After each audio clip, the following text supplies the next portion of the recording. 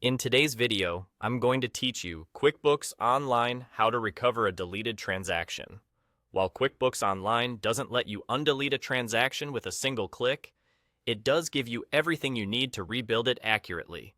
We'll use the audit log to view exactly what was deleted or voided, and then you can recreate the transaction with confidence. Start by heading to the top right of your QuickBooks Online screen and selecting the gear icon. From that menu, choose Audit Log. This is the system's history tracker, and it records who did what and when. If you don't see Audit Log, you may need admin permissions, so check with the person who manages your company access. Once you're in the Audit Log, look for the Events filter. Open the drop-down and select Deleted Void Transactions. This narrows the view to only what's been removed or voided, so you're not sifting through unrelated activity.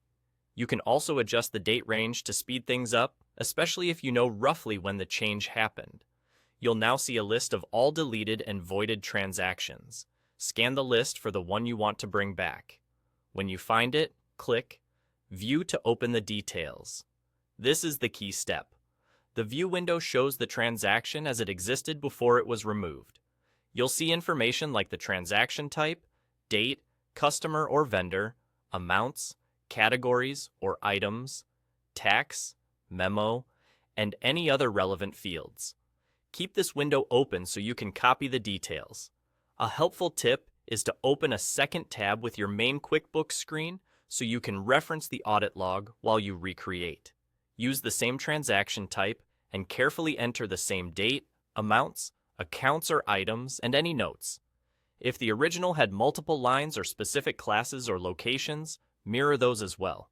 The goal is to match it exactly so your reports and reconciliations stay accurate. As you rebuild, double-check the posting accounts and the period. If the deleted transaction was in a reconciled month, make sure the date and amount are identical to avoid throwing off your reconciliation. If the original transaction was tied to a customer or vendor, link it to the same name.